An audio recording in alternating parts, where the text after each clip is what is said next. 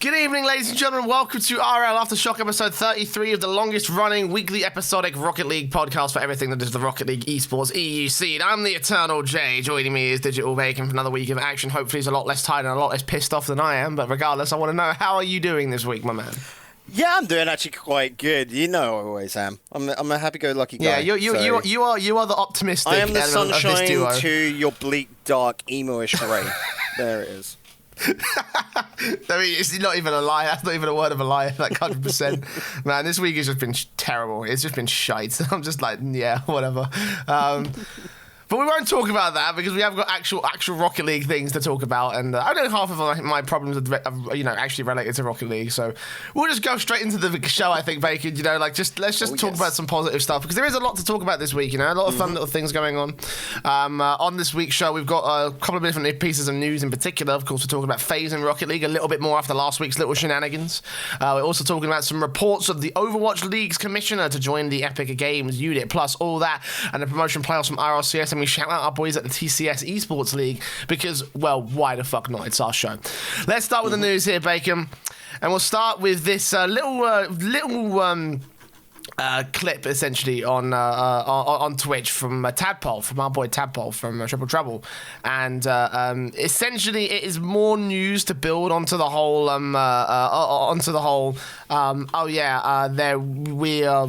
we're looking at signing with Faze Clan thing, and obviously there was that little tweet from Roniki that was supposed to be a joke, and then this clip came out essentially from Tadpole's stream saying essentially hinting towards the idea that they might end up going with Faze, or at least that's what Reddit took it as. To me, I don't really know if it is hinting towards anything per se, but it's just another talking point to talk about the Faze Clan sign in Rocket League as a whole. I mean, does this make anything new? Does it add anything to the conversation in terms of whether or not they'll actually be, joining Faze Clan?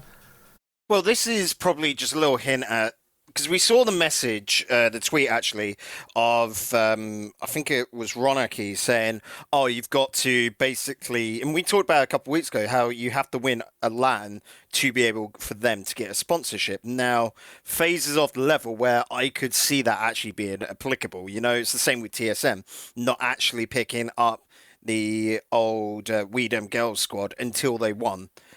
E-League it was, weren't it? So for this sort of thing, yeah, I can see that. And of course, they're trying to push for a bigger org because naturally, you sign longer deals and you get more money out of it for starters. That's everyone's dream. That's the end goal of, being a professional, ain't it?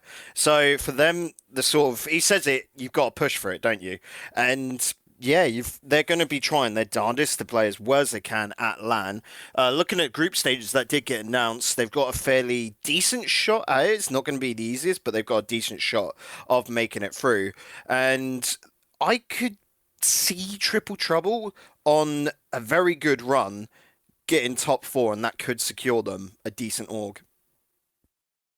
Yeah, I could say the same thing as well on with Triple Trouble. I mean, the thing about it is, my real talking point and my real issue with the idea of signing with Faze Clan is the fact that Faze Clan are a fucking mess right now in terms of organizational specifics. Like, obviously, like, everybody knows about the TFU situation. Like, if you follow any sort of like pop gaming culture, I can hear the depressed sigh in your voice about that whole shit show. I look at that and go, it's really, it's a shit show, but that's what esports contracts are, because they're not very well controlled as a thing, because it's its own industry and had to grow off its own ways, essentially. So when people are looking at it and comparing it to, I'm just going to say like contracts for actors or anything like that, then it's a completely different ballpark. So coming in here, when even I looked at their contract and went, actually, that's pretty standard for a lot of player contracts. And it just seemed more, to me anyway, like TFU was getting a little bit greedy and wanting a way out because he'd make more money off his own back, which is fair enough because he's of that size where he would do.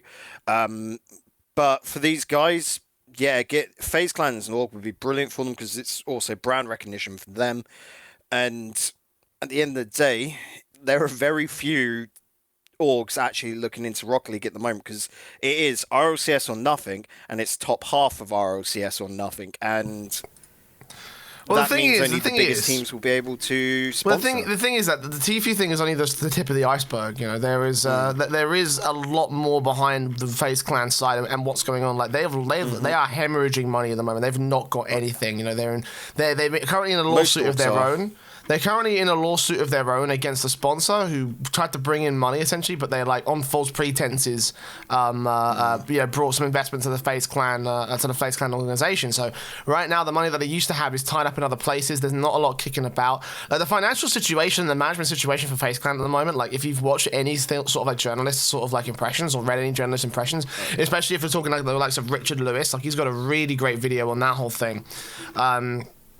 You'll know that Faze Clan are just in a fucking mess right now. So honestly, while I do like the idea of more organizations getting involved in Rocket League, I feel like Faze Clan is going to be one of those guys that it's like, I don't think it's going to happen. And if it does, I'd be quite concerned for Triple Trouble because they've already been part of one organization who's failing financially in Red Reserve. And now they're going to be moving into another one. And it's like, well, Faze Clan probably going to drop them just as quickly, if not quicker, with the current state of their current operations, you know, like for the most part as well. Like I don't see Faze Clan as a massive sort of esports organization. Like they're very clearly, their bread and butter seems to be, not organization, content. You know, doing content and shit like that, because that's what their Call of Duty whole thing was based around. The fact that they have a Call of Duty team and the fact they have esports teams, it all feels like a side business because it doesn't make any money back for them, it seems. And obviously, like it's led into this situation where they're just in a fucking completely weird financial area.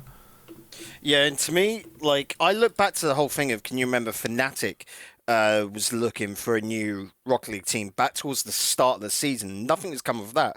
That's more the area I'd want Triple Trouble, of course, to go towards, because Fnatic's already proven their loyalty to it, even with their old Fnatic roster, which had a bit of a shaky period, of course, jumping between both seasons, but stuck with them. That'd be a great team. When we're looking at Europe, because I do like more Europe-focused orgs to pick up European teams, so Ninjas in Pyjamas is always a good one to look at. Maybe even someone like North could be quite nice to see again, but of course, the whole landscape with Rocket League is so uncertain at the moment. At least Triple Trouble, seemingly with their results this season, look like a somewhat safe bet, so it's not all doom and gloom for them, I'd argue.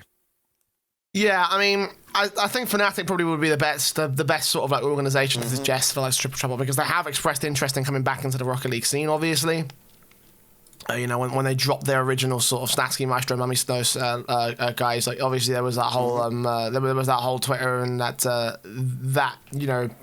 press release that said we are looking, you know, to continue our involvement in Rocket League, and obviously there was that whole thing where it was like, you can contact Colin on Colin@Fnatic.com via email if you want to apply to being a team for us. And it's like, well, there are so many unorganization teams, and who would be best to fit the caliber of Fnatic? Well, the one unorganization team in Europe that's in the fucking World Finals. So, you know, obviously it's got to be Triple Trouble, right? But like you say, it's very, very unpredictable. Things are not really, things are not really, not really stable in a stable sort of situation right now when it comes to.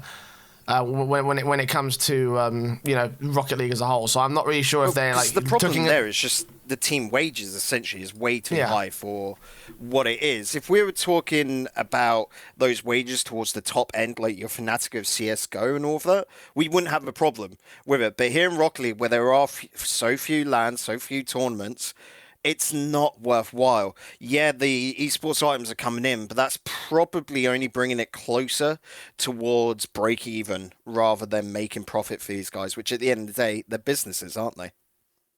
Yeah, and that is the main problem with any organization that wants to get involved. It's like, well, you could do it, but you'll literally be doing it at a loss for the sake of not a whole lot at the moment for Rocket League, and that's the reason why I think Fnatic are very apprehensive. Like we said to them so many times in the past that there's two main teams you could pick up, and that's Savage and Triple Trouble, and they haven't acted on those impulses yet. They haven't acted on that acquisition because obviously things are still very uncertain with Rocket League. You know, we've seen so many organizations so far pick up world-beating teams, and they just haven't performed. You know, obviously, Fnatic is one of the earlier cases where they picked up the old, leftovers side, and then after they picked up the leftovers didn't do fucking anything. And then TSM obviously picking up the We Girls guys, and the We Girls guys have not made it to LAN this time, despite being E-League champions and competing on a couple of different, on a couple of different international LANs and making deep runs in those. And like for Fnatic, obviously, for them taking a look at the whole landscape, taking a look at what their compadres in the organization space have been doing,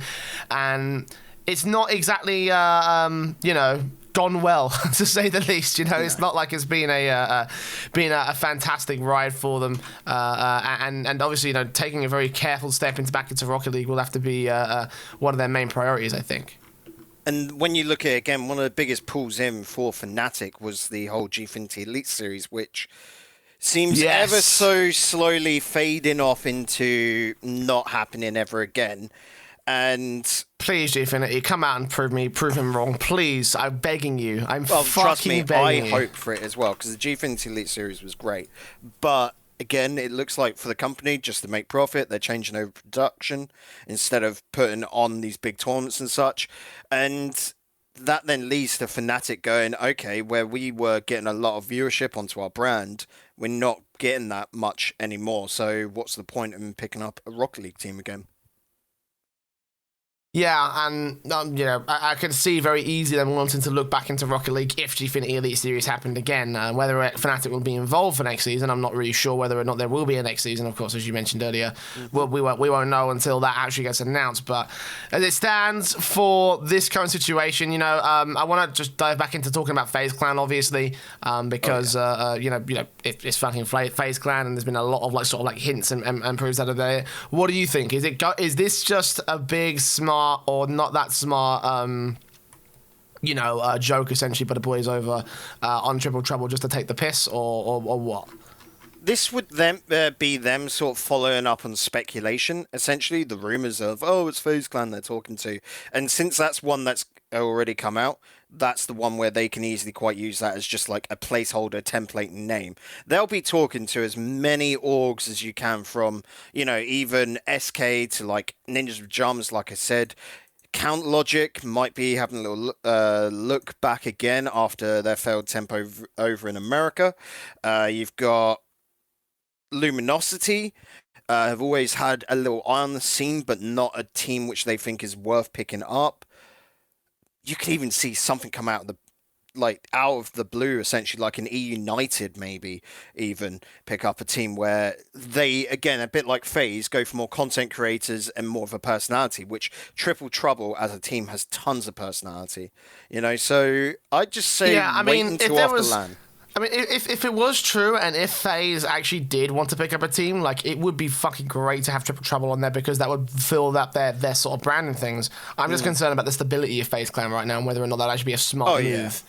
So that same level, I'd much rather someone like Team Liquid come in and pick them up, Yeah, I think Liquid could probably do a bit better. I think they've still got some ties to what was the other team that they have in Rocket League? Shit, I don't know, man. The bottom line is that, I think there's 100 better options for other than FaZe Clan at this stage. So let's move on to talking about our next piece of news. We have kind of exhausted that particular talking point because there was this report that went out on ESPN.com. Now, for those of you who might not be aware, the Overwatch League is another league. It's a pretty shit league that happens in Overwatch, and their commissioner, Nanzer, is set to join Epic Games according to this setup, this little article from Jacob Wolf. Now, obviously, Epic Games has recently purchased Psyonix, and therefore the implication being that this will be an addition to the team to join on and help their esports division, to help out potentially with the Psyonix stuff and the Rocket League stuff that they got going on. And that was my big fucking concern right now. Now, we talked on pretty decent depth about the whole Epic Games thing back when we did our episode and we did our news piece about it. And my big fear was the fact that they were going to come in with their big dick energy and try and change everything about it. This might be the first step to it, because while I know that a lot of people are going to be excited because Overwatch League is a fucking failing tournament. I don't care what people want to say. I don't care what lies Blizzard want to put out in the ether. It is a failing tournament. It is done absolutely terribly. And no matter what the numbers or what they're trying to tell you, it is a fucking failure.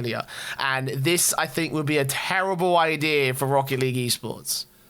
Yeah, with Overwatch League, it is definitely one of those. It's definitely aimed at the casual viewer base rather than esports enthusiasts, and they're spending way too much money over what they're actually earning on it. But here, looking at Nanzer come in, I would say it's not really aimed at Rocket League as such for him to come in and help with that. It's at the failing attempt at esports that Fortnite's currently sitting in, and that would be more their area, because Fortnite would work a lot better from probably a franchise league. If you're going to have a game which has got, Christ, 20 odd teams probably in one lobby, and they're having these battles week in, week out, that's probably what Epic is looking at, is doing a way where they can control it a bit like what Blizzard have done, but on their own terms. And so that's why I expect him to be coming in to sort of help alongside them in creating Fortnite League, if we want to call it that. I don't know. Fortnite Festival, Lord whatever shitty name they're going to come up with. I don't care for Fortnite. I don't enjoy the game, but it's what it is. But Rocket League, I'd imagine, won't be touched so much because I just can't see it. From everything we've seen from Rocket League, the natural expansion would not be to go to a franchise league because it's not currently, so why would you change over? It's a sticky transition. That's the thing, right? Because what was that we were talking about the other week, right? With the whole, like, what like, you know, also, no, not even on the other week, sorry, scratch that. On the Discord, right, we were talking about the idea, yeah, if you want to join the Discord, by the way, the links are in the show notes and video description, so you can read back through that particular conversation we were having in our esports discussion chat. Talking about the idea of franchising for Rocket League, because I believe that this news article got posted in the Discord by somebody who brought it to our attention, which is why we're doing it on the show today. And yeah, no, sorry, it was Dex. Dex posted it on the on the Discord. So, you know, talking about the idea of RLCS franchising, you take a look at the common sort of names in Rocket League and those who have and those who have like looked into the idea of you know, franchising, and those who would prefer a franchise system. Like, you'd imagine that this sort of move would be absolutely exciting to those particular teams, because, you know, if they have franchise and they have secured spots in the Rocket League RLCS, and that concerns me because I don't really like the franchising system. I think it's good for isolated cases, but for the World Championship should be the definitive sort of, you know, the definitive tournament to decide the best teams in the world. And I think that franchising inherently does not allow you to see the best teams in the world. Like, in theory it kind of does, or, like, you know, in practice it kind of does, but in theory and in the way that sort of esports has been built up upon this idea of an open circuit, the open-endedness of any sort of team being able to sign up and compete, because it's gaming, you know, it's supposed to be a very open thing. And when you add franchising, you add industry politics and other shitty politics into the whole thing. And that's why I don't support the franchising system. It's why I don't support the Overwatch League. It's why I didn't initially support the Gfinity Elite series, but, you know, now that I see that it's a lot more like a side thing, you know, exclusive to Europe and not supposed to be the World Championship, I'm at least a little bit more forgiving for it. If it came in for RLCS, and this is certainly what the whole thing is suggesting for Nate Nanzer, because, like, you know, he would be a kind of guy who would come in and say the same sort of thing, you know. Well, yeah, when we look at franchising, the only way it would be acceptable in Rocket League in its current climate would be and I think you even said it, the sort of ECS format where essentially you qualify into RLCS and you get revenue share from being in there. You drop out, I'm you lose that revenue share. That is absolutely fine, because that also gives you a reason to stay in there, and you've got to work to keep as being top of the best instead of just having it. And that only just gives more incentive for the teams to be in there, the orgs to come into Rocket League, rather than what there is at the moment, which is nothing. And the one thing we don't need is complacency in this scene right now, because we've seen what it's been able to do to the esports space overall so far, because, like, you know, we've seen various different teams and players just, like, you know, piece the fuck out because they've lost their spot in the RLCS. You know, we almost saw the Vikings collapse under their own weight because they didn't want to be as part of the RLRS. They wanted to move on to better things. And, you know, if we've got some of the best teams in the world being, like just sitting there in the RLCS as, like, you know, as guaranteed spots, it's like, yeah, that's all good, it's all fine, it's all great, then it's just going to kill the esport, in my opinion, because there's no need for innovation. You know, we're already hitting a bit of a situation where viewers are stagnating. You know, the content itself is not really getting the same sort of viewership as it used to, because, you know, I think that the game, as, you know, with the current landscape of Rocket League, things are not hitting a skill ceiling per se, but no one's really trying to innovate. You know, no one's really trying to go and and just, and push the fold in the same sort of way that Dignitas did back in the day, or the same sort of way that Flipside did back in their day, I don't feel like we've got that same sort of like style in Rocket League anymore. So if we have even more complacency from these teams and organizations, then all it's going to do is just really hurt the product that the RLCS is putting out, in my opinion. That's the reason why I constantly say we should not have franchising. That's one of many reasons, in fact. The others obviously being the whole open circuit thing, which I'm a big fan of. And, I feel like that, that there's better ways to approach the whole revenue sharing model if that's what you really want. If it's exclusivity you want, then I feel like it's a really, really stupid thing. I do not support it in esports, especially for a world championship like the RLCS.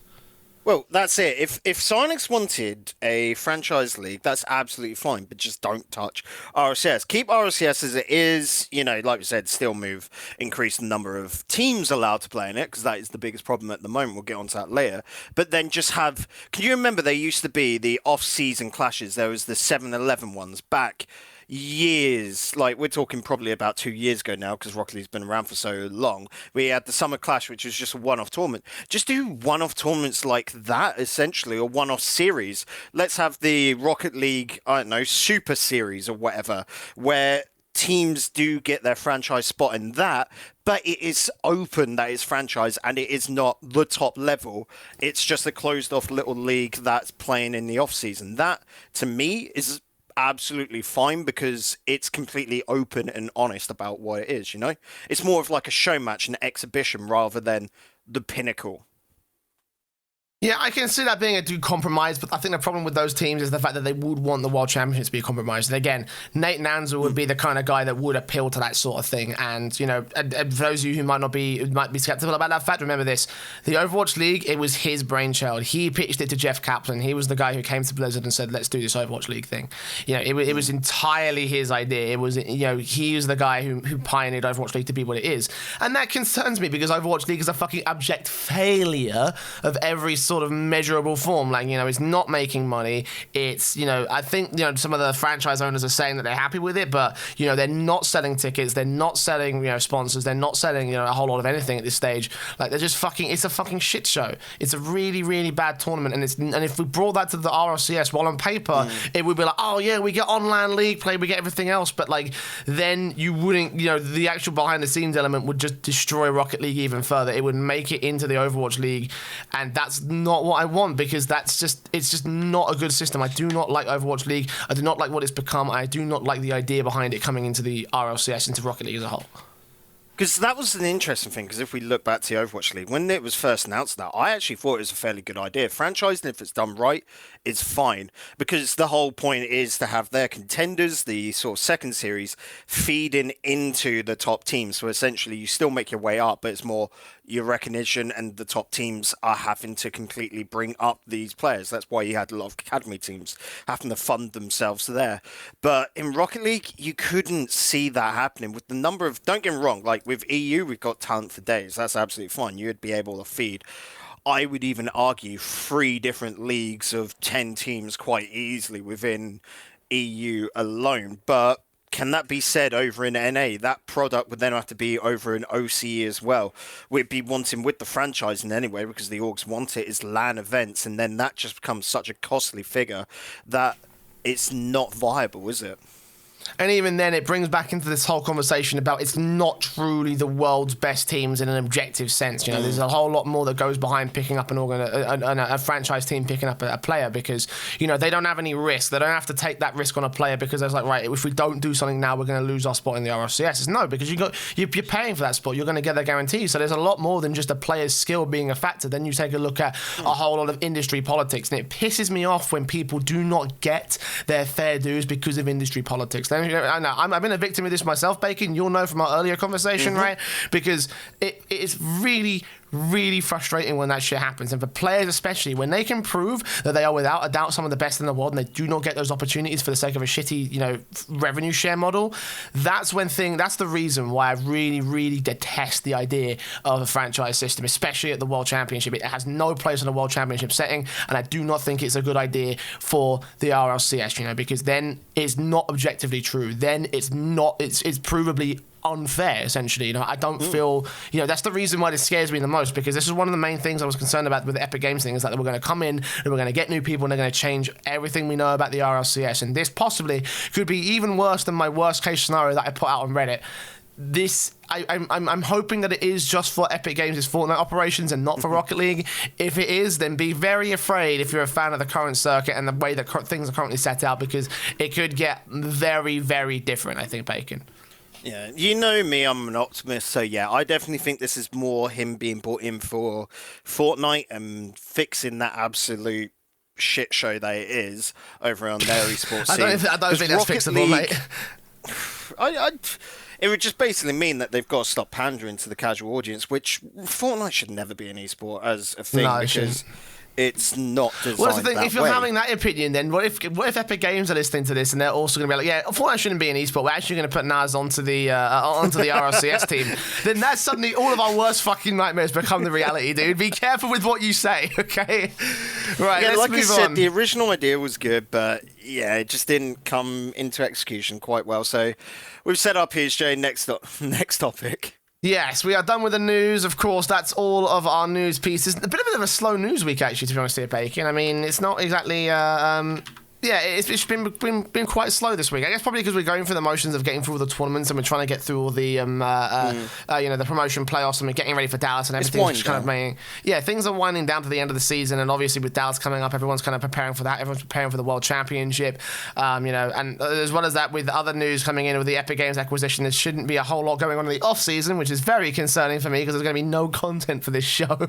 But we'll talk more about that hopefully in a future episode. But let's talk about what we did have this week. Two tournaments we're going to focus on. Of course, the RLCS promotion playoffs coming on a little bit later today. But for now, we're going to discuss the TCS Esports League, because we absolutely love the TCS Esports League, Bacon. Not because we have a vested interest in that particular league. No. Just because it's a really, really cool league. We're not casting or anything.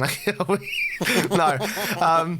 But yeah, for those of you who don't know what the TCS Esports League is, it is a league funded by Touring Club Switzerland, which is an insurance company over in Switzerland. They're kind of funding their own little tournament circuit based around Rocket League. We've been brought on to cast it. It's been a lot of fun. The main shtick is that it has to be two players from Switzerland, essentially, at a minimum. If you have that, you can compete in the league and you get a chance for a LAN finals in Zurich. We had a first season last December, and this season we're going to be having a LAN finals coming up in June, and we are almost like a few steps away from confirming that, because we have got our league play results and everything like that that we currently have on screen for you. So, well, we don't have it on screen actually, scratch that, because it's not the fucking live version anymore. We don't have a video. I keep forgetting that. Man, I really want to bring back the live streams, dude. You have no idea. Can you not just put the picture up on the YouTube vid at least? That takes editing. I don't have time. I've got Frag League later today. That's true. Right, but yes, that is the TCS Esports League. It has produced a couple of different organizations and teams that can actually come out on top. Particularly, I want to focus on Servette, actually, because we saw them make a couple of decent runs through some qualifiers, and obviously they had a hell of a time over in the international circuit back when they had their old roster, but this new roster has a lot of potential behind it. They've got a lot of ambition, and they're currently the best team in Switzerland right now. They went 9-0 in their league play, and they're going to be qualifying directly to that LAN event. I mean, we should talk about the rest of the teams as well, obviously, to break down that whole table. Servette in at 9-0 on the league play table. They are the top, the only team that went undefeated. Lausanne Esports, their main rivals, are 8-1, showing a second place. My Insanity 6-3, UGS 5-4, Equinox Solace and Team Sur 4-5. And as that rounds up the top 6 sort of squads that will make it through to the playoffs of the LAN event. And then Pincher Colada, Silent Gaming, and Whiff Masters and Drive by Bricks are the teams in the bottom 4. They'll be playing in for relegations, or Drive by Bricks are going to get automatically relegated in their case. But I wanted to talk about some of the teams to watch, because obviously we're focused mostly on the international circuit, and I think that this is a really important tournament to bring to light, because it has produced a pretty decent international team in the form of Servette, a decent, bubble scene international team. I just want to talk a little bit about some of the teams that you have your eyes on, Bacon, in this tournament.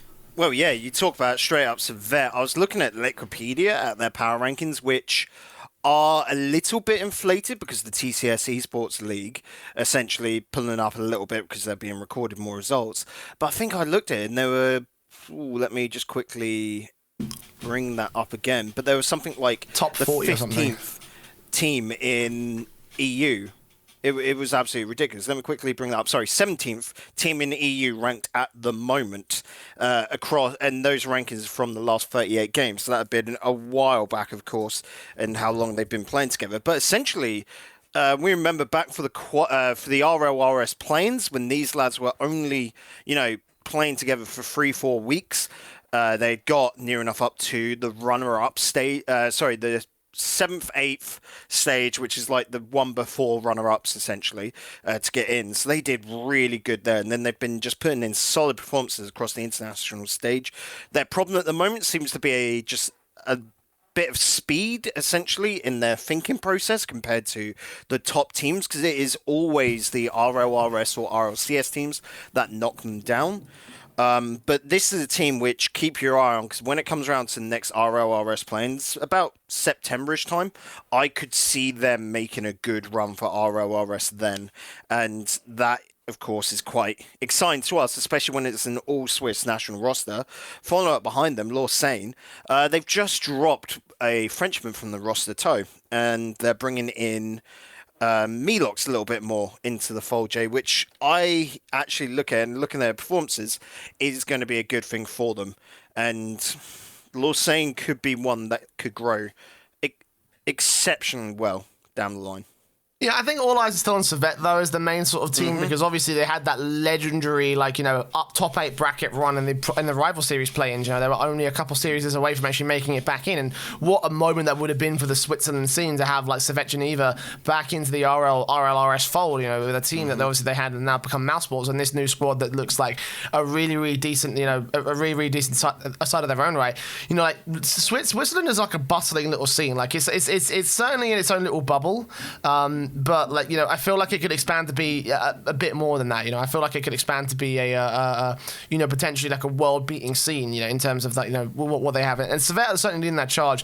Lausanne, I think, also have a pretty decent amount of potential of their own right. Obviously the one sticking point for us the whole season was the fact that they were always a game ahead of Servette. Servette were always in second place right up until they actually beat them in the final week. So, talking about the way that Servette have handled themselves, the way that Lausanne have had their own sort of successes over the course of the season. Jay, the biggest thing for the reason why, so you look at what is the best nation in the whole of Rocket League at the moment, no doubt it's got to be France, right? You probably agree with me on that. I think always look, when you look at the best players, at the moment, who do I think is amongst, in the top 5 best players? You're probably putting in K-Dop, Alpha, and maybe even throw Fairy Peak in there, all Frenchmen. And a large part of that is down to that community. The French community is fantastic. And a large part of it does come from the Rocket Baguette guys and their national tournaments and the support that companies put behind Rocket League over there. Just esports in France is brilliant. Now, Switzerland and a lot of their scene is actually quite lucky because a lot of the French guys also allow the Belgians and the Swiss to play in French tournaments. When I look at the Rocket Baguette star, different star series that they put on, so, the Rising Stars, and then I think it is just Star League. The Swiss guys, Lausanne's in there, and I think Servette were as well. So they're getting sort of 2 for the price of 1, essentially. And they're orgs, because the Swiss guys are very much invested in it. Again, look at Lausanne and Servette, the football clubs. We've now got Mine Santi in there, and they're looking for a sort of long build-up project. They're coming out of this current season of TCS quite comfortably, looking quite nice, and they're going to be at land. They've secured their spot there, so they're going to be the next up-and-comer, you would imagine. They're not there yet, but they've got 2 different national leagues which they can essentially go and attend, get supported by orgs. And it is all coming down to them having 2 scenes with companies, sponsors that want to get behind this esports craze and are looking to support these players and the teams, which is fantastic. You don't get that from anywhere else, and that is why the growth in those regions is just so exceptional. See, the thing about Switzerland is that like it's not just got French support; it's also got like decent regional support. Like obviously with the TCS Esports League, obviously it is mostly a Switzerland thing, and most of the Swiss guys want to pick up like French-speaking teams. But like even in just the individual sort of like the country itself, like Switzerland has a lot of grassroots support, and that grassroots support really is working. Like it's doing a lot for them. Obviously to the point where now we've got a full-blown Swiss team that's making good runs in the in the rival series. Obviously with the Servette Geneva, as you mentioned a moment ago. But like the thing about it is that a lot of Swiss players have often ended up being just that one player. Like we're talking about Skyline or Mouseports, for example, is one of those big examples, which is that one guy who's Stocky is another. But we never had a full-blown Swiss team. And I think that the Servette Geneva side and the way that TCS has set itself up has kind of proven it's kind of proven an opportunity, has given an opportunity for a lot of these teams to make an impact in terms of the World Rocket League scale. And obviously they've had this little proving ground, a little like bit of a breeding ground essentially, to allow Swiss players to do a lot of great work essentially, and they've done a lot of great work in this case. Yeah, they definitely have. And then one thing which I forgot about as well, it's not only France that Switzerland have like the access to, but it's Germany as well, because you got to think half of Switzerland is French speaking, the other half is German speaking. The western side is French, eastern side is German, and then a little bit of the south is Italian as well, but that's not a major part. But you'll notice that you get a lot of German players within the league as well. Like I'm looking at, say, Chicken, RNZ, where those lads are playing over in Switzerland, and like we saw RNZ at LAN last time, and it's because they're very much open to bringing those players in, because that is the third man to the roster, and they also try and support them going to these other LANs. I'm pretty sure I saw a couple of Swiss teams, or players anyway, at Dallas. I'm going to, not Dallas, what I'm saying, Leipzig, the first pro circuit. Definitely not Dallas, but I'm going to quickly check up on how the phone. That's a little bit in the future, yo. I am quickly searching Leipzig, though. But go on with your next point, Jay. Well, I did want to talk about, like, obviously, what we've got to come later on down the line with the TCS Esports League, because we have just finished the league play side of things. We've still got our playoffs, our relegations, and the finals confirmed for, obviously, a Season 3 at this stage. I mean, like, if you're running a relegation, you better hope there's a Season 3. But, we've got we've got a little bit of work to do now, again. So we talk about those top six. The 6th and 5th place will be competing for a chance against the UGS side, who, of course, came fourth for a final spot at the LAN event. Lausanne and My Insanity will be competing for their second seed and a chance to face off against Servette Geneva for a second lifeline. Essentially, it works like a half elimination bracket. Like the bottom teams get a what's it? What am I trying to say? They get like a second lifeline essentially. So like if you're in the playoffs, or if you're at the bottom seed of the playoffs, then you get you don't get a whole lot of breathing room essentially. You have to win every single series in order to try and stay alive. Very similar to the regional playoffs from the likes of the RLCS. You know how the last 5th and 6th place teams had to fight their way through in order to get towards LAN. So it's kind of very similar to that, except Servette Geneva are the only top seeded team that are automatically through to the LAN event. So there's a little bit of there's a lot of breathing room. There's a lot of there's a lot of breathing room for those kind of guys, but there's a lot more working in terms of a lot of more work to do in terms of the other squads. You've got a little bit of a video coming up a little bit later on this week. It's going to go out on the TCS Twitter about like what you think is going to happen with these playoffs. But going forward, like what's the expectation for what we expect to see out of the league in going forward, not only to this season but also towards the next season? So this season, we're expecting probably Servette to come out on top again. Lausanne will be Lausanne, sorry. We always say Lausanne because it's just easier for us to say, but Lausanne is how you're meant to say it. Lausanne could be the only one to take them down, but that chemistry that Servette can just put together, and especially what we saw from them on LAN last season, they were really, really strong. I'm expecting it to be Servette. Behind them, probably coming in third, is My Insanity, but the rest of the guys, so we've got UGS, Equinox, Solace, and Team Sir. Team Sir, knowing that this was a development season for them, just coming together, and it's a massive style difference from last time. Equinox, Solace, definitely not expecting to make top 6. Just absolutely outperformed themselves this season and done really good. And then UGS really coming into their own, and I reckon it is going to be UGS taking that last spot into LAN. Last night, when we were commentating on them on the very last day essentially of league play, they had a massive off day, didn't they? Yeah. When we look at them, like that was not UGS playing well for the first 2 games, but Pinch Clotter were playing the best we've seen them from this season. Maybe second best, because they did play a very good series against Civet where they were closing down what Civet wanted to do as well. So Pinch Clotter, for me, if we're looking, this is part of the look into the future, I'm expecting them to come back into next season.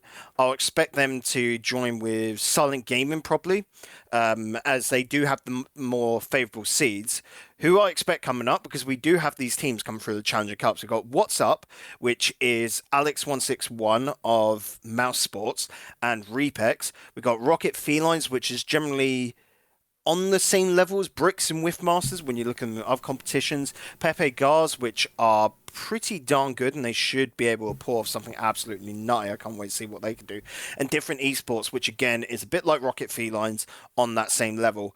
So first seed from the round robin stage, which I'd probably imagine being What's Up or Pepe Gars, will get an automatic spot. They replace the Bricks being automatically relegated, and they should take the drive-by Bricks, by the way, should add, not the actual Bricks. Sorry, not the actual Bricks, drive-by Bricks, yep. Should replace them, and then that is going to be the second of those two is going to be one hell of a match against Whiffmasters, and then Silent Gaming and Pinch Glider should have more favourable games. Pinch Glider, I'm definitely more comfortable with them making their way through into next season. Silent, though, have had massive ups and downs. Like, when they're playing on form, Silent are looking really good, a top 6 team, top half of the bracket team. But when they've been off, they have looked probably one of the weakest teams in the entire league. Like, them finishing up 7th, I think is about the right place for them in their showing this season. Yes, they had to bring in Zhu this season, the 15-year-old Swiss lad, but who this was his first like proper competitive sort of showing. But he's been arguably the most consistent and best player on that roster, which just to me shows there's something not going right there. And I reckon going into next season, they need to think probably about a roster swap, because the current lineup is just not working.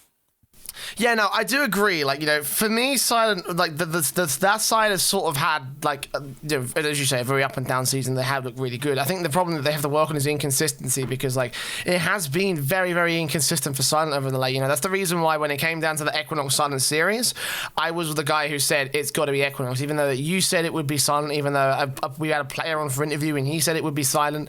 Like, you know, like, I appreciate the fact that they've got some name value there, but the truth is that it's just not worked as consistently as I thought it would. And honestly, do you know what? If they come into the relegations on a bad day, I could also see them getting relegated of their own way, because there's some pretty decent teams over in that side. You know, if What's Up so happen to, like, you know, not have the best of round robin stages, then that could end up being a bit of an awkward time for Silent Gaming if they face up against them. Actually, Alex and Repex, of course, coming in with that. Alex being the international man to the roster because he's German. But we could see this roster make it through and then swap up little things. Poach someone like, say, Syntax or Juju onto their side to make them stronger into next season, because that is definitely looking the way that it'll come down. I reckon we'll probably see Alex drop out, I'm going to say, as he'll stick with Mouse Sports. He'll come in every now and then. It's like, because you can have 5 players on the team, so he'll just be one of the subs, essentially. Expecting Repex to play the entire season. I'd imagine their third man, I can't remember his name, was not up to the level, I would argue.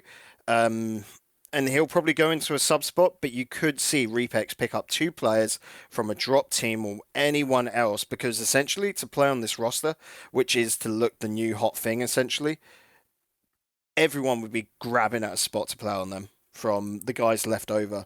Like, we've got that kid Lotus coming back from China, don't we? And he looked really good, and that was on 140 ping, and we've seen what he could do for Edward Gaming over in the APL season, and he could be a good pickup for them. Yeah, there's a lot of exciting talent coming through the reins of TCS, and that's part of the reason why we wanted to bring it to the fold, because, like, there's a lot of potential in a lot of the players and a lot of the teams that they could be they'll be coming through this league. So we wanted to bring it to attention. We wanted to say, hey, this is what's going on. We think the Civet Geneva are probably going to be the victors of the whole season overall. I guess you're going to say yes, champion, or or not? Civet is the most likely. It's like I would argue a 75% chance that it's them winning, 20% Lawsane, and then you could probably say somewhere split 5 between Mindsanti and whoever makes it through in the playoffs. Like I said, I reckon it'll be UGS, but it is heavily in Civet's favour. Yeah, very heavily. So let's look forward to that. Of course, you could catch all the action on twitch.tv/TCS Esports League beginning from Mondays when we'll be taking on the not promotion playoffs. Regular playoffs. Just the regular playoffs, yeah. Just the regular playoffs for the online season. That, of course, qualifies to the LAN finals. And, of course, later on during that week, we'll also have the relegations on the 5th and 6th. And, of course, the LAN finals also taking place on the 16th live from Zurich. We're all going to be there. So if you're a Swiss national and you want to get involved, I believe you can come down to the after party at the very least. So we'll be in E Studios, and then we're going out to... Paradise. Yeah, E-Paradise. So, yeah, make sure you get down to E-Paradise and have some fun. They might even blast it up on the big screen so you can watch, because there's also going to be a German broadcast on National Swiss Telly. So there's a lot of excitement about that particular league, and I'm very excited. But yes, we'll be definitely involved, and you should also get involved as well. But if Swiss Rocket League is not your kind of thing, we have our RLCS promotions that went by. Jesus Christ, by the way, Bacon, we are also very, very, very quick into this episode. Like, there's very, very little. We've actually had very little content that's gone out this week. We're going to have a very short one on our hands. The RLCS promotions went down this weekend, obviously.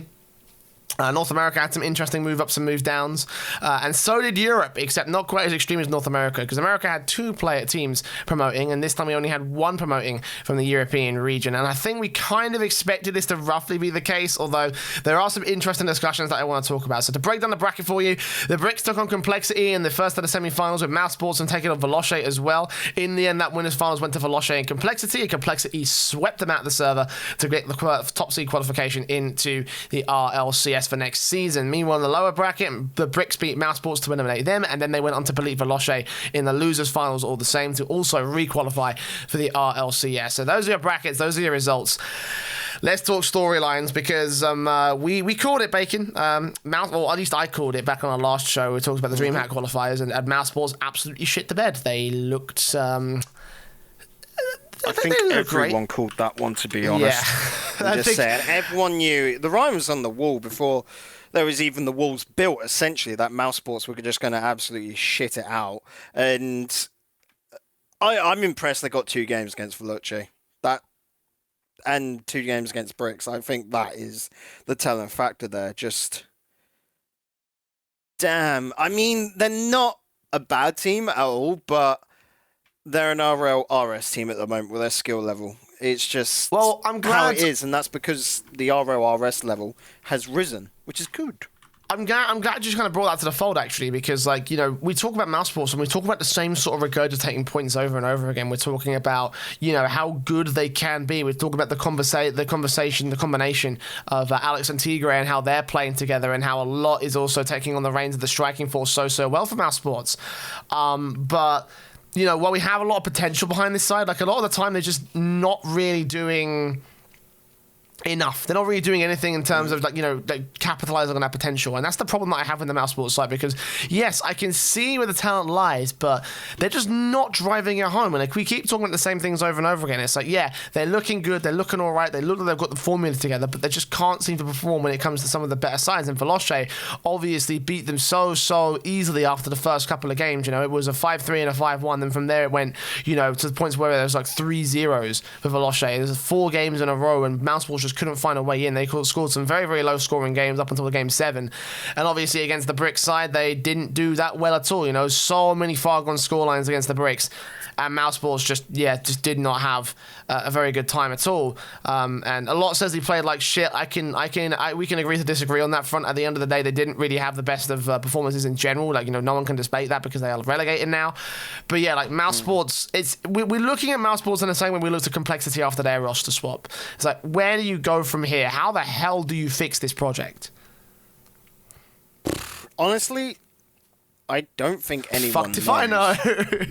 Because there's not one single problem. It's the team as a whole is a problem with each other. They're all lower end RLCS players, so them coming out in the bottom half is not expected. Sorry, it's not unexpected, but then when you look at the players, you don't think they're, your fairy peaks or K-Dops. Let's just be quite frank about that. Naturally, you get players at all different levels. You can't just go to, take football. You can't just go to any of the Cardiff City players and go, oh, you should be playing like Chelsea or Man U. It don't work like that. That isn't natural. But as I said, this season has been the growth in EU. It's just been absolutely outstanding. RLRS is so packed, to which if Mouse Sports were playing in RLRS, I could even see them dropping out of RLRS.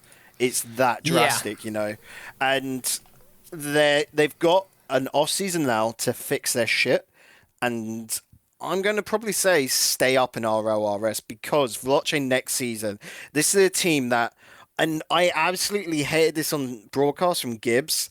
It's a fair point, but he was basically saying Vloche, even when they were secret, had these opportunities. They were constantly getting in those top 2 spots and then shit in the bed. Last season we saw it where they were just off by ever so close a margin and then just dropped it in 2 games, weren't it, essentially? And they couldn't do it this time, and I think Gibbs put it a lot harsher than what was needed, but essentially, lads, what is going on here for you to just drop it at the final hurdle, That, for me, that game against Complexity was really telling. Just to read out the scores, 4-1, 7-2, 5-1. And then 1-0. Okay, the 1-0 was fairly close. But even then, in their very first match against Mouse took the first and second game 5-0 and 3-1. And then Vloche just swept the floor with them apart from that very last game.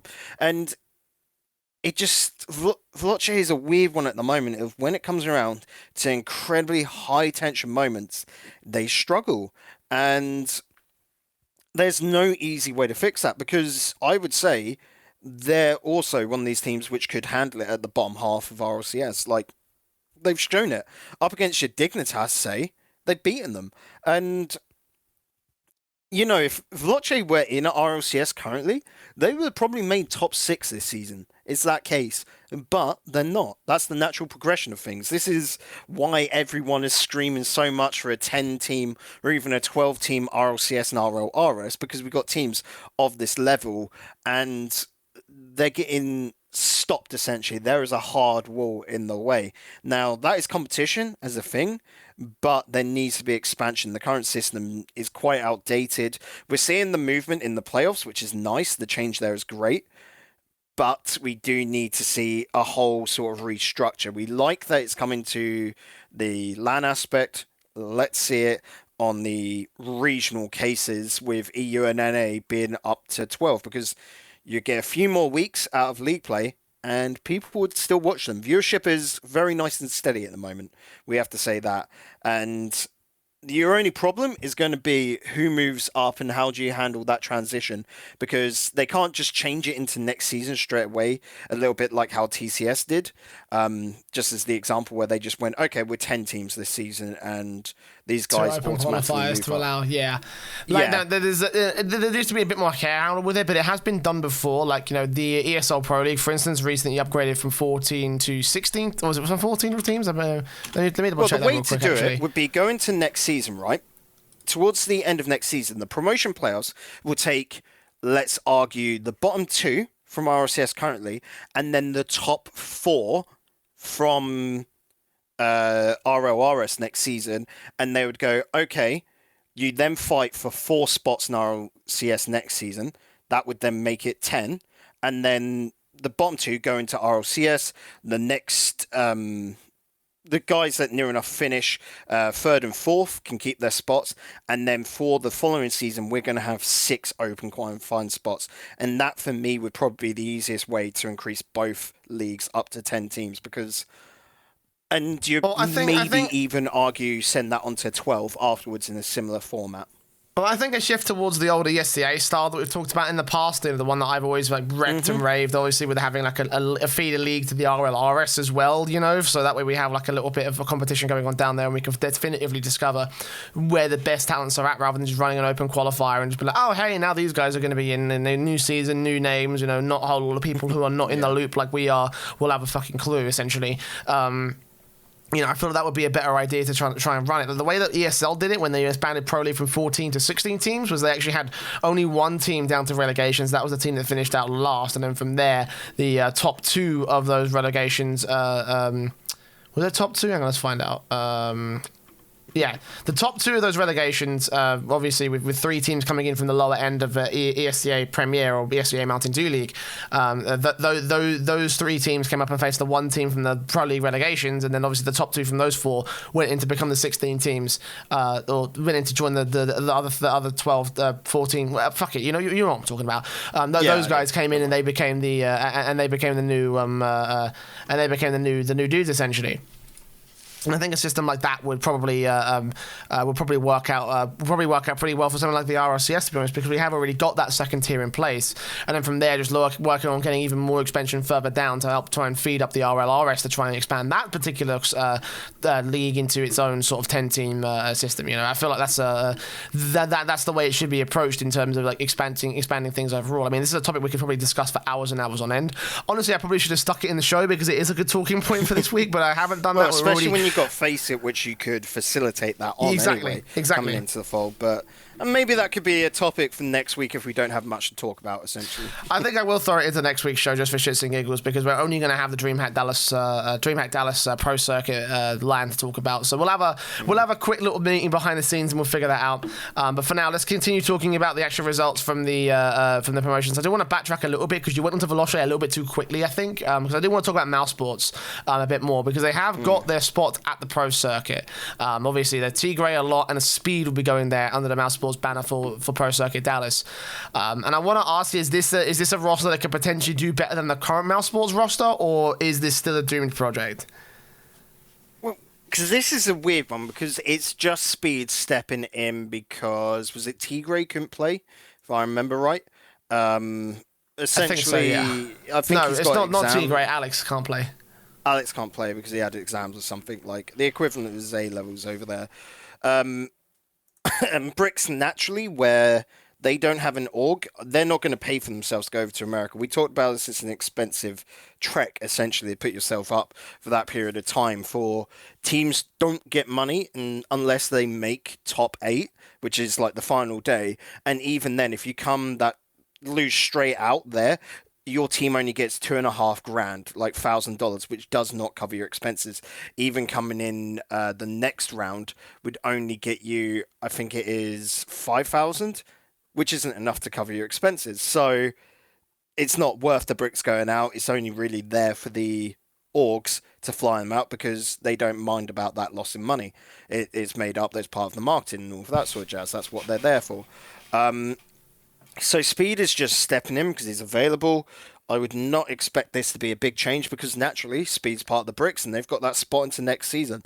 Why the fuck would he move down to RLRS when RLCS is everything? True, that is very true actually. And I was gonna bring that to the conversation as well because obviously Bricks just beat Mouse Sports as well to relegate them out. Just for terms of money here, right? So Bricks came out 7th in RLCS. So between them as a team, they got $20,500, right?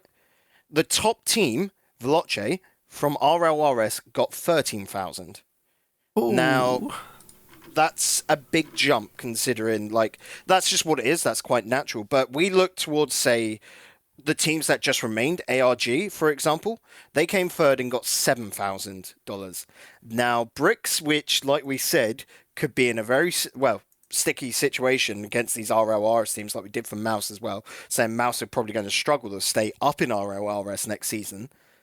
Yeah, why would you risk that when that's a big chunk of money changing there? And I know Mouse would give him a solid, wage, essentially, because that's part of like being an org, is that you'd get a few grand, say, every month. That's your wage, that is your earnings for playing under the banner. But even then, you've got to think longevity. Don't take the money early when it could just be you being on contract for, say, 6 months and getting around, let's just say a random number of 10 grand. I don't know how much he's getting paid and all of that, but stay the longevity, stay up in RLCS, and then get a bigger team where you could be making 5 grand a month, essentially from player wages on top of your earnings from tournaments and stuff. So for Speed, him leaving Bricks would be absolutely dumb. We don't know what's going on with Bricks at the moment. I couldn't see them going for a roster swap unless another team wanted to buy one of the players. Because it's just that way inclined with them. I think they're just going to spend a lot of the off-season practicing and fixing their problems, because they have shown that they are a tournament-winning team. They're just really inconsistent, and that's a problem, of course. But these lads, it's a murky grey area. Cookser looks brilliant, as always. He's a great player. But it's a very common complaint from other players about him not having the work ethic. And Jay, you know me, work ethic is a large part of what brings you onto a team, because it's what makes a team, morale and all of that, and it's a very large factor.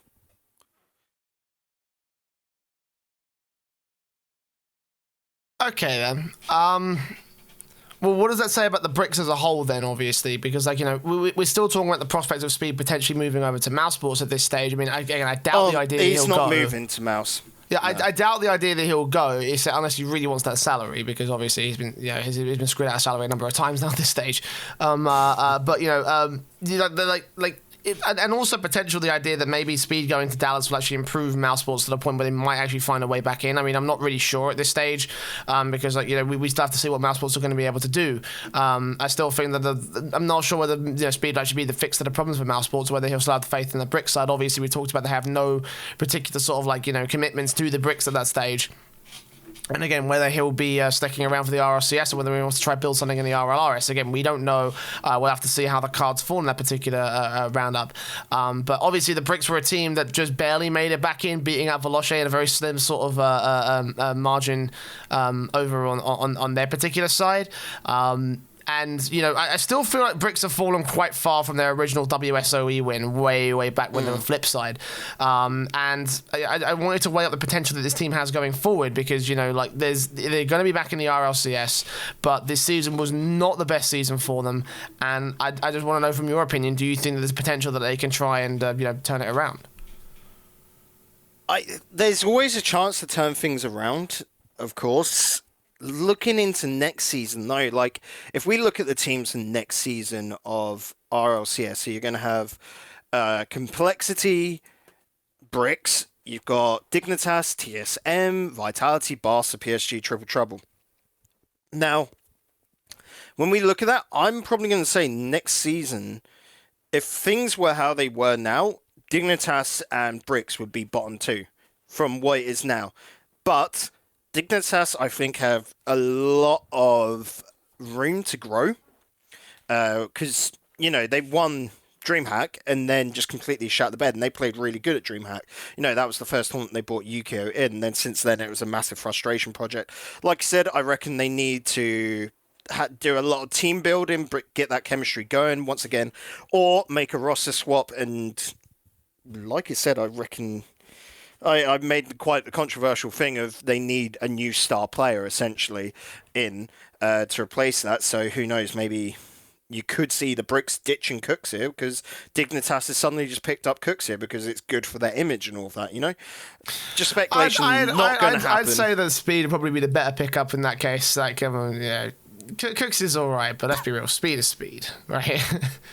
Oh, yeah. No, for me, if Dignitas were going to pick up someone, it wouldn't be one of those. It'd be someone like Ignite from TSM, But where Triple Trouble and Bricks at the moment don't have an org, there's no transfer fees. So if they've got a good player, like you said, Speed or whatever, you could see one of the other orgs currently looking at them and going, if we want to fix our team with a new player and they're good and we don't have to pay for them, it's a bit of a no-brainer, instead of, like I said, going off to, Dignitas, going over to TSM saying, right, we want to buy Ignite off you and having to spend thousands Stupid upon amounts, thousands. Yeah. I don't think Rocket League's like top end CSGO level of millions, but we're probably looking to break the contract in that where it is how it is. You could be probably closing in on like $100,000 just to buy a player out of their contract, you know? Yeah, for certain. Certainly like one of the guys from the Bricks would be the perfect poaching sort of like ground for someone like Dignitas to try and improve. And Dignitas will be looking to improve after their season, like especially after the way things went down. And yeah, just like the Bricks will probably be one of those players would be a shoe-in for the opportunity to go to that sort of side. Whether that'll actually happen again, we'll have to see where the cards fall. I still think there's a lot of potential in the Dignitas side. But assuming the Bricks stay together, where would you say they'd probably be the most likely place for them to play?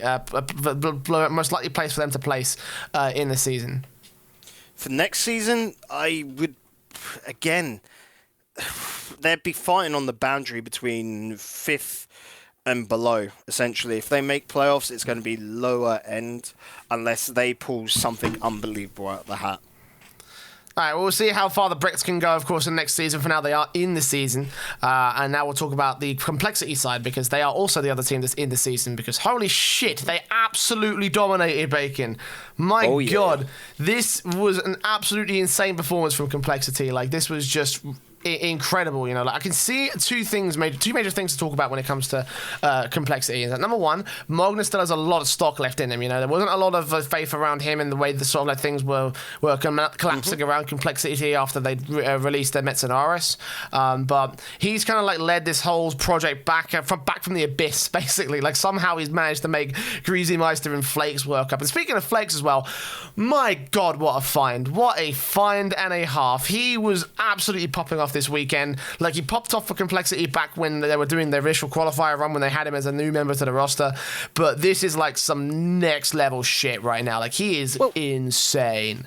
Flakes has always been good. I've always said it since the early Community Cup days, essentially. Your old rival rewind weeklies, essentially. I can remember him playing alongside Sebadam on the old Epsilon roster before they got picked up by Epsilon, and thinking, why is he getting benched? This makes no sense. But it's all down to Flakes seemingly needs a team that he just molds with, and he has found it here in Complexity. It was a lucky pickup essentially from them, because they said about the story, Magnus contacted him 4 hours before signups closed for DreamHack Leipzig, and then it just worked and was absolutely nuts. Of course, they didn't do good at LAN, but on those open qualifiers, they did absolutely nuts, and it's just been the proof ever since, and it's just all worked out quite nicely for them, considering they're back in RLCS.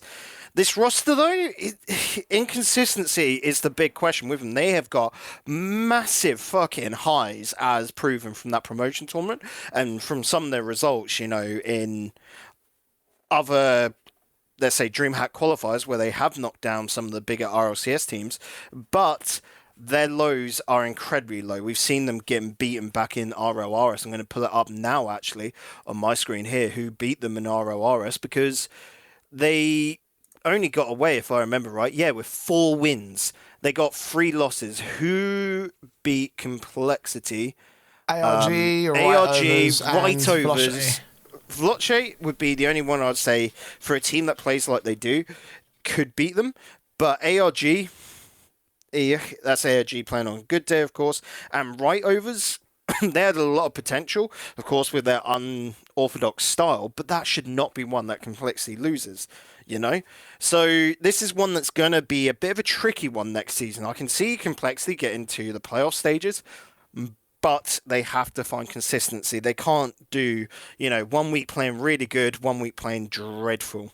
They can't do essentially what TSM did this current season, where TSM looked like they should be with a shoe-in for the top 4 spots and going to LAN, but they just didn't, because TSM... last on the promotions, Yeah, TSM had a really crap season, and that's what I see at this current rate Complexity doing. Yeah, I mean, it's a bit of a weird one to weigh out, because for me, when I take a look at the specific breakdown of the weeks for Complexity, they had a really confident week 1, week 2 was their only result where they lost against Veloce, and then week 3 was the main outlier. Other than that, they kind of had a decent sort of performance, and they kind of won the matches that they should have done. It was just week 3 was a bit of an off day and off week for them, basically. So I'm not really sure if that's consistency, or whether Complexity are just, not in or whether they were just like getting a really unlucky consistency from other tournaments though. That is pretty much it, because like we've got the DreamHack stuff going on, which is a good indicator. And of course, Complexity will be at DreamHack Dallas. So I have to make sure I take a look at take a look at where they place there. I'm just taking a look at some of the results you said as well. I mean, yeah, the Europe closed qualifier for Dallas wasn't amazing. The Valencia closed qualifier didn't go that well, but they also did lose out to PSG and RLRS in those tournaments, which we know that on those days were having a really, really good sort of setup for them. You know, like, I don't feel like this is as big a problem as you're making out, to be honest. Like, I mean, if we get to RLCS and Complexity don't do well, or if we get to DreamHack and they shit the bed again, then yeah, okay, I'll believe you. I think the DreamHack will have a few questions about how well Complexity will do, but I feel like it's probably not as big a problem as you're making it out to be. Like, you know, I think that there's still a very good squad, and I think that they're probably going to have a pretty decent time in this one. I'm making it out because, like I said, I can see the bricks improving next season. TSM had a bad season of inconsistency. Dignitas can improve. So where do you put Complexity into that fold? Because I do not rate them as highly as the top four. You know, your PSG, Vitality, Barca, and even Triple Trouble, which are still growing. So that puts them into the bottom four. And as we know, it is so cutthroat. That could mean Complexity at this current rate they are now, like I said, with their inconsistency. If they get a couple of bad days again, they then wind up in the bottom four, fighting to just stay up, essentially, like we saw from this season. Or they have an incredible run next season and could even make land. But if you're saying it's one or the other, they don't have a consistency middle ground. It's so hard to predict, and that is worrying for a team because consistency is king. Well, the thing is that I still don't think the consistency is the issue. I think that they had one off week in the RLRS. That's the point I'm trying to make here. I think that maybe their best sort of bet, the safe prediction for me in terms of where I think they'll be able to land is probably about middle of the table for next season. You know, I think that's probably the most likely place for them. Flakes, I think, can carry them a little bit further if he's having a really good time. I mean, we'd have to see specifically how well they weigh up against those other squads because we haven't seen where Complexity lie in terms of facing up against the PSGs and the Renault Vitalities, etc. You know, but I feel like they could have a chance to make playoffs next season. I really have a lot of faith in this roster. I really do. Yeah, I mean that's good. I'm not going to take it away from you, Jay. But for me, it just shows again. This is the whole point of why we want RLCS to be expanded, is because you've got so many good teams and they're not playing at the top level. They're being halted down into the RLRS, and when they do make it up to that top level, they're getting pushed right back down. Or another one of those top teams are being pushed out when it just feels like it's a sticky situation, you know? I think the bottom line is that there's a lot more room for RLCS to breathe at this stage. There's a lot more room for us to have a decent RLCS expansion. You know, there's a lot of opportunities essentially for that, and I think that again, a 10-team expansion probably would be the best way to go from here on out. I really want to see it for the next season, maybe next 2 seasons potentially. We'll see. Anyway, that's going to be it for our promotion playoffs. Again, the Complexity and the Bricks will be through to next season of the RLCS versus Veloce and Mousesports, who are down into the RLRS for next season. We'll see where those cards fall. We do, of course, have to see our open qualifiers for the RLRS next season. Those will all come as we go. But for next week, we've got the Pro Circuit, Bacon. We have the second... We have the second Pro Circuit, following on from Leipzig, where obviously Dignitas were the victors of that particular event. This season, we've got the Renault Vitality, PSG, G2, Cloud9 sides invited from their RLCS top placings. TSM, FC Barcelona, Energy, and Space Station will be taking on the qualify spots, as well as a bunch of other teams taking part as Method and Mousesports, Renegades, Dignitas, Splice, Complexity, we just mentioned a moment ago, plus a bunch of other teams from the lower levels of the bubble scene. In the North American and even the AU scenes, like Icon Esports are going to be there, Afterthought are going to be there, Splice are going to be there, and you know, a bunch of other also like lower level bubbles teams and mixed teams that also have a few different reputable sort of rosters. Quick predictions on where you think things are going to stand. We haven't seen any of the group stage being released yet, but if you just had to pick a name out of the air or a couple of names out of the air that you think could be decent runners, you know, other than the obvious ones, who do you think would be a decent amount of competition? Decent amount of competition. I could see Method doing a lot of upsetting. Same for Complexity, because they're going up against the NA teams. Straight up, NA bubble scene is not as strong as EU or even the NA RLRS scene. Peeps could actually do a really cool job out of that. They've just got promoted and they showed they are a class above the rest and are fighting to be a top 6 NA side, so that's quite a cool one to see. I'm hoping for a Dignitas resurgence, but not expecting it. And Renegades, I actually say the OCE team, have a little look out for them because it's been a while since we've seen those lads, you know, the old Chiefs roster, and they have been improving, and that's good to see. Well, let's see where things roll in next week's DreamHack Dallas qualifiers. DreamHack Dallas itself, sorry. I've been so wrapped up in the DreamHack qualifiers as of late, man. It's been really, really weird. I've been wrapped up in qualifiers all over the shop. Valencia qualifiers, and we haven't even had Dallas yet. That's I know, man. I've been wrapped up in qualifiers in general, because I'm doing the fucking minors at the moment, and so it's like, oh my god. Qualify this, qualify that, qualify. Right, let's go away from qualifiers and end off this show, because next week DreamHack Pro Circuit is going on. We'll probably have a chat about the expansion things and ideas we can bring to the fold, so make sure you want to get involved on that one if you want to suggest your topics and potentially suggest some of your own ideas, then you can send us a mailbag. We might even read some of those out on the show.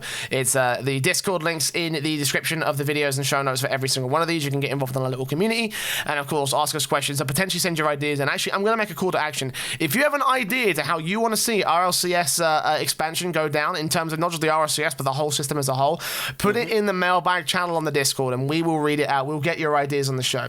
Anyways, that's going to be it for this week's episode of RLAfterShock. I've been the Eternal Bay. Wow. The Eternal J. It's really not been a good fucking show, has it, Bacon? I've been the Eternal J. This has been Digital Bacon. Any final words before we head off the airwaves?